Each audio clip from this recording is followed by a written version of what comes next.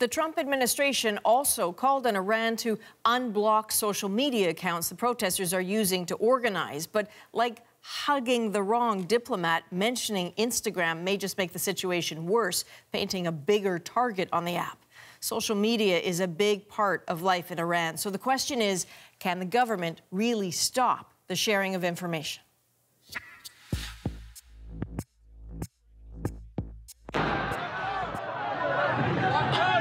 The Iranian government would prefer imagery like this not get out. That's why Instagram and Telegram were banned.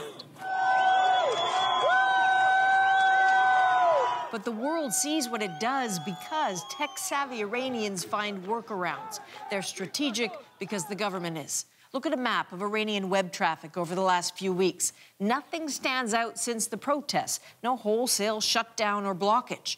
Internet freedoms researcher Masa Ali Mardani says assaults are precise. It seems like they're focusing on the mobile operators because that's how people, they're out on the streets and they're connected from the streets as opposed to being at home and being connected. So by going after mobile operators, then does that sort of stop people from trying to organize on the streets or report what's happening on the streets? Yeah, I think it might be a little bit of both. Ali Mardani, fiercely protective of net freedom, says all Iranians, even the elderly, are steady users of basic internet security for their own safety, using virtual private networks that fake an IP address to make it look as if you're in another part of the world, and Tor, which bounces addresses around to confuse.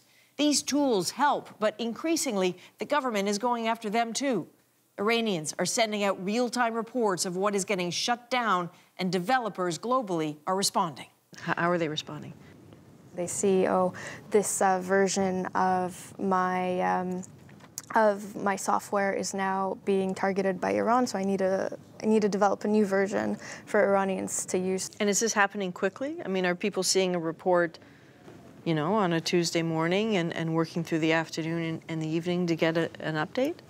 Yeah, I think their developers are working on providing these tools. Subversion is always dangerous, but for those worried Iran will go dark, Ali Mardani says have a little faith in Iranian ingenuity. I think the information will flow. I'm not worried about that. I mean, things might get more restricted. I'm confident Iranians are going to find ways around it.